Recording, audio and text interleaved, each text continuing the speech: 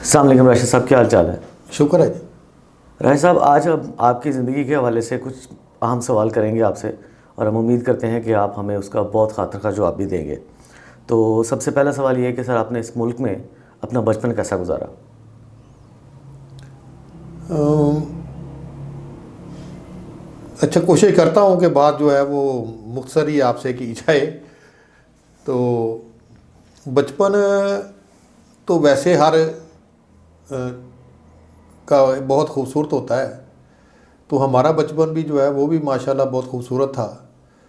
तो बचपन में जो यहाँ पे हमारा माहौल था वो बड़ा एक सिंपलिसिटी का ज़माना था। हम कोई बहुत ज़्यादा पुराने भी अपने आप को नहीं समझते अब तो, लेकिन फिर भी 60s में तो हमें थोड़ी होश आ गई थी। तो 61 में शायद मैं स्कूल एडमिट हुआ था। तो उसके बाद फिर ज़ाहिर है, फिर उसके बाद थोड़ी बहुत बच्चे को समझ आ जाती है, होश आ जाती है। तो बड़ा अच्छा वक्त था। मेरे वालिद साहब सर्विस करते थे गवर्नमेंट की, और एक ठहराव था सोसाइटी में, और कोई अफरा तफरी नहीं होती थी। पुरस्कून लोग थे, आपस में मिल बैठ के वक्त गुजारते थे। इस तरह का ये जो आजकल सेटअप चला हुआ है, इसका तो कोई उस वक्त किसी ने सोचा भी नहीं होगा कि किस तरह का माहौल है और क्या हो जाएगा और क्या लोग आपस में बैठेंगे नहीं। उस वक्त तो लोग जो थे वो शाम को गांव के जैसी चौपालियाँ बात होती थी, वो छप्पर वप्पर में लोग बैठे होते थे नीचे, और सब आपस में दुख सुख और एक दूसरे के साथ शेयरिंग रखते थे। तो बड़ा एक अच्छा सा माहौल था। सोसाइटी एक बड़ी अच्छी सोसाइटी थी जहाँ पे कोई झूठ का, कोई फ्रॉड का, कोई इस तरह का कोई कंसेप्ट ही नहीं था। एक अच्छी शिमले वाली सफ़ेद पगड़ी वाले बंदे की सोसाइटी में बहुत इज़्ज़त थी। तो अब तो आप देख लें कि वो तो अब आपको बंदे ही नापीद हो गए हैं, वो तो आपको नज़र ही नहीं आते कि वो वज़ादार लोग कहाँ गए। तो कुछ जनरेशन चली गई है और बाकी को इस ज़माने ने रोल पोल दिया है। इस तरह का सेटअप था बचपन में। तो लोग क्वाइट था वो दौर बड़ा, इस तरह की सर, अफरा तफरी नहीं होती थी। आपका बचपन में हर बंदे का एक शौक़ होता है ना कि जी मैंने पायलट बनना है, मैंने ये बनना है, मैंने वो बनना है। कभी इस तरह का मोटिव आपके दिमाग में नहीं, रहा हम हो? कोई बहुत अच्छे ऐसे लायक स्टूडेंट भी नहीं थे, बस ऐसे गुजारा कर लेते थे। कोई कुछ टीचरों की सख्ती से, कुछ घर वालों की सख्ती से। तो वो अपना एक पढ़ाई का एक सेटअप जो था वो एक रहता था क्लास में। ठीक है, बेहतर पोजीशन में हम लोग होते थे, लेकिन इस तरह का नहीं था कोई आइडिया पे क्या बनना है और क्या नहीं बनना है। वालदैन की ज़रूर ख्वाहिशें होती थी हमारे ज़माने में भी, ये डॉक्टर बन जाए, ये इंजीनियर बन जाए, या इस तरह, क्योंकि उन्होंने वो पुराना सेटअप देखा हुआ था गोरे ज़माने का, कि उसमें इन लोगों की बड़ी, ये टेक्नोक्रेट की बड़ी रिस्पेक्ट थी, और इनको एक स्पेशल अलाउंस अलग से मिलता था। भले किसी और मुलाजिम को मिले या ना मिले, ये टेक्नोक्रेट को या डॉक्टर इंजीनियर को मिलता था। तो उस वक्त ये बड़े फ़ख्र से नौकरी करते थे। ये एसी वगैरह जो होते हैं, ये डीसी सी, तो ये उस ज़माने में तो इनकी तनख्वाह कम होती थी इनसे, टेक्नोक्रेट से। आपकी सर जॉब की लाइफ कैसी रही? जॉब तो बस जब हमारा दौर आया तो जॉब करने का तो कुछ बड़े इज़्ज़तदारी से करने के लिए तो फिर आपको पता ही है कि उसमें तो सारी प्रॉब्लम आती हैं। जो इस बंदे ने नेशनलिस्ट जो बंदा थोड़ा सा हो और जिसने नेशनल इंटरेस्ट वाच करना हो, तो उसके लिए तो फिर हर कदम पे प्रॉब्लम होती है। लेकिन जो लोग मतलब फ़ाइटर होते हैं वो फ़ाइट करते रहते हैं, सारी ज़िंदगी उन्होंने फ़ाइट ही करनी होती है। तो खुशकिस्मती से कह लें या जैसे भी कह लें, तो हम लोग तबीयतन फ़ाइटर थे। तो हम सारी उम्र जो है ये ऐसे फ़ाइट ही करते करते हमारी गुजर गई है, और अभी भी ऐसे ही गुजर रही है कि ठीक है, फ़ाइट पे हमारा चलता है सारा सिस्टम। आपका सर कभी मुल्क से बाहर जाना हुआ? हाँ जी, मुल्क से बाहर जाना हुआ, मुझे बड़ा शौक़ हुआ। पहले वापडा में जॉब करता था, तो गुजारा नहीं होता था, तो फिर मैंने ऐसे किया कि मैंने कहा कि इंग्लैंड जाते हैं और वहाँ कोई किस्मत आजमाई करते हैं, या यूरोप जाते हैं। तो फिर मैं 86 में फिर मैं यूरोप चला गया। ठीक है, तो तो उसके बाद आप वापस कब वहाँ आए पे सर? भी फिर खज्जर ख्वारी कुछ लंदन में देखी, कुछ और काटी। फिर मैं अमेरिका चला गया कि इसको भी देख के आए कि क्या बात है, इसमें क्या है। तो वहाँ भी जो हमने वो 1-2 साल ख्वारी काटी, तो उसमें फिर बात अल्टीमेट मुझे तो उस वक्त यही समझ आई कि यहाँ भी जो है कोई 2 नंबर बंदे का काम जो है ना, वही तरक्की करना है। यहाँ बाकी भी गुजरान ही है, 1 नंबर जो सही बंदा है उसकी वहाँ भी गुजरान ही होती है। उसके पास अदर दैन कोई एक्स्ट्रा मनी या इस तरह की फैसिलिटेशन नहीं होती। तरक्की याफ्ता मुल्कों में और पाकिस्तान में आप पाकिस्तान को कहाँ खड़ा देखते हैं कि ये आपको क्या लगता है कब तक ये तरक्की की राह पर सही तरीके से गामजन हो सकेगा? क्या हमारा मुल्क, हमारी कोई कोली नहीं सीधी तो हमने तरक्की क्या करनी? अभी जो करंट हमें तो बात ही राइट ट्रैक पे ही नहीं है। जो करंट सिचुएशन है उसमें आप क्या समझते हैं कि पाकिस्तान को कैसे चलना चाहिए, या जो अभी के हुक्मरान हैं हाँ जी, उनके हवाले से आपके क्या ख्याल हैं सर?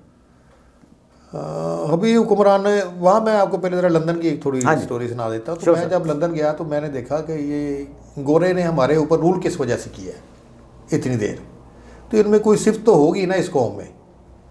तो वहाँ मैंने फिर जो चीज़ें उनको ऑब्ज़र्व की और लोगों के साथ वहाँ पे इंटरेक्शन रहा, तो उसमें यही होता था कि मैंने देखा कि पहली बात तो ये है कि जो ये है यूरोपियन लोग हैं या गोरे हैं, ये थोड़े सॉफ्ट हार्टेड हैं, ये उस तरह के नहीं है, ये थोड़ा मैनर्ड भी हैं और थोड़ा इंसानियत के करीब हैं।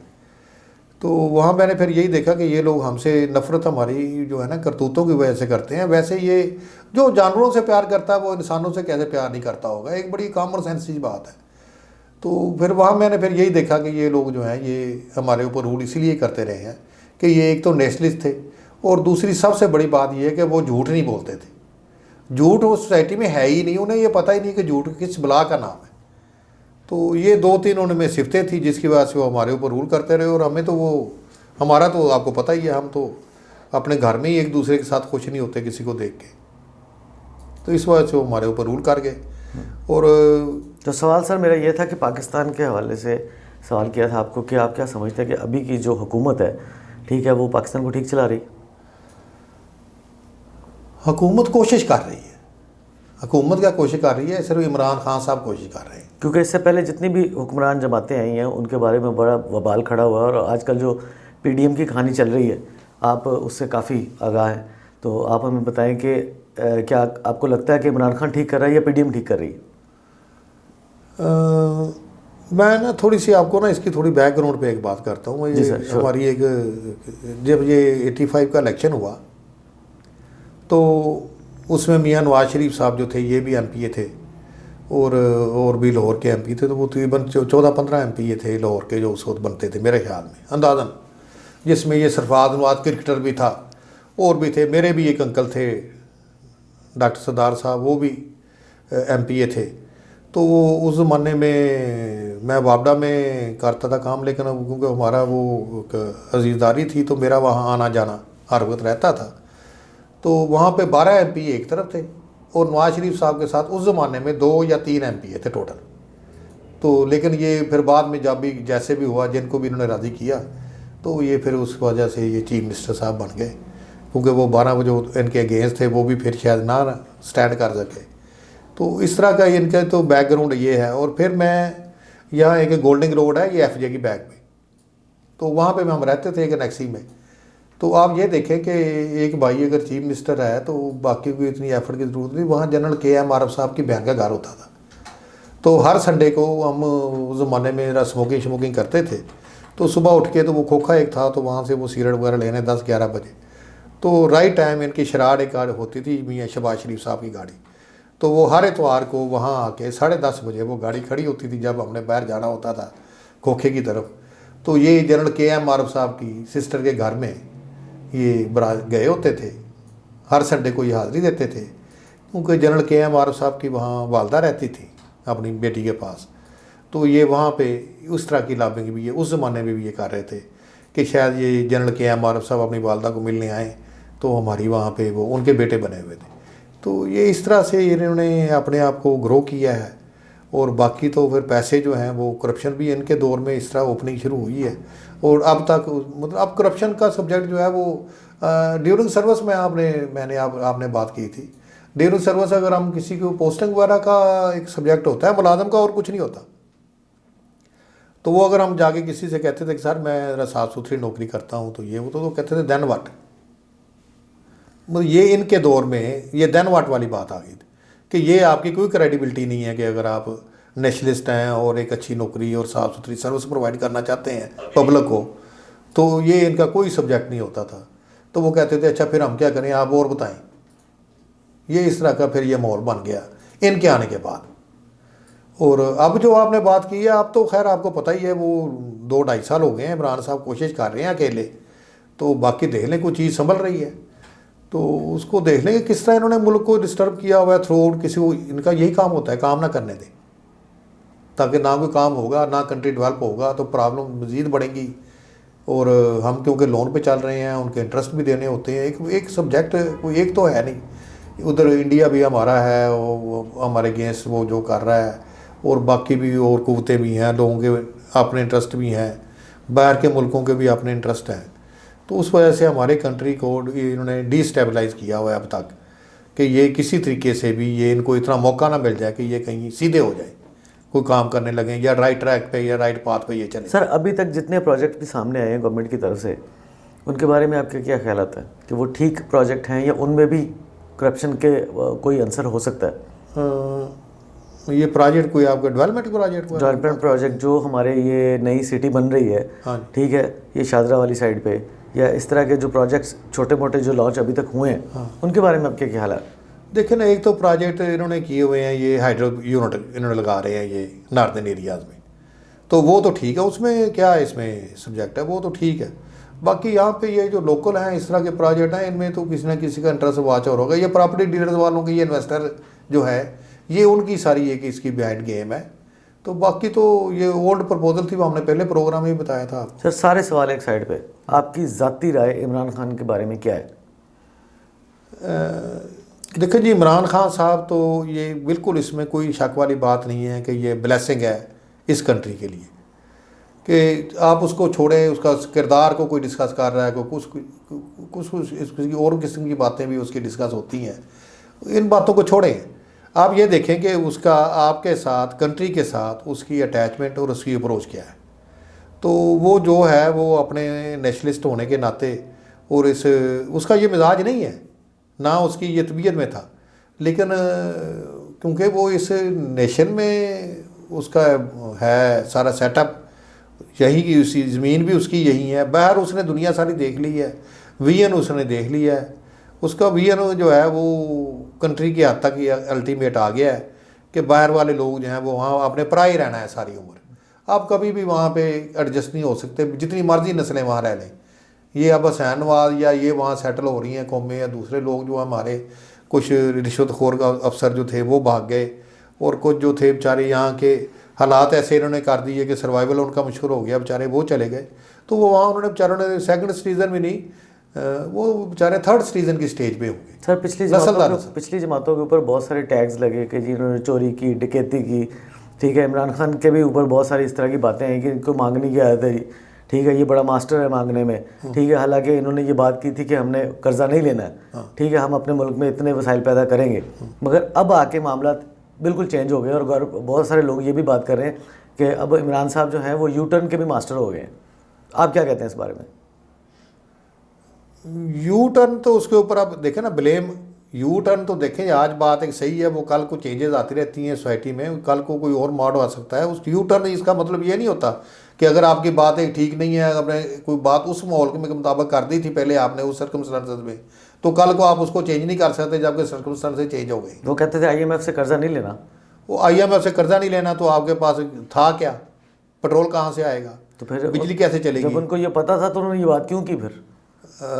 नहीं, बात उनका देखें, बात ये है कि एक होती है उम्मीद, उन्हें ये होप थी कि हम कोई ना कोई यहाँ से जनरेट कर लेंगे और पब्लिक मेरे साथ तामन करेगी, इनकम टैक्स के रिटर्न सीधे हो जाएंगे, आम बंदा जो है वो इनकम टैक्स देगा। तो इस तरह देखें ना, एक सब्जेक्ट तो होता है, लेकिन कौम जो है ना, ये उन्होंने इतनी मुर्दा कर दी है ज़हनी तौर पे, और इतना इनको मतलब कर दिया है, इसकी ज़हनी हालत कर दी है कि कौम जो है वो अब ये ज़िंदा कौमों में शुमार होना, इसका दोबारा से इसको ज़िंदा करना बड़ा मुश्किल काम है। सर इमरान खान साहब का भी बैकग्राउंड जो है वो अजारतदारी वाला, जैसे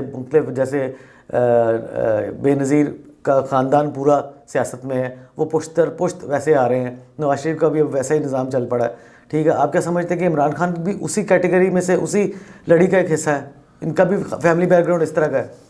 नहीं, इसकी फैमिली बैकग्राउंड का नहीं। देखिए, इसके वालिद साहब इंजीनियर थे, दादा इनके डॉक्टर थे, उन्होंने वो भी लंदन से पढ़े हुए थे, और इन्होंने भी MSc किया हुआ था, इनके वालिद साहब ने भी इम्पीरियल कॉलेज लंदन से। ये तो ऑलरेडी इस्टेब्लिश लोग थे। ये कोई उनके दादा का वहाँ अभी भी घर है जहाँ नामुल्ला नियाजी के कज़न रहते हैं, 12 कनाल का अभी मियाँ वाली में घर था। ये लोग कोई ऐसे नहीं थे कि ये कोई ये पढ़ी लिखी फैमिली थी और इस्टेब्लिश लोग थे।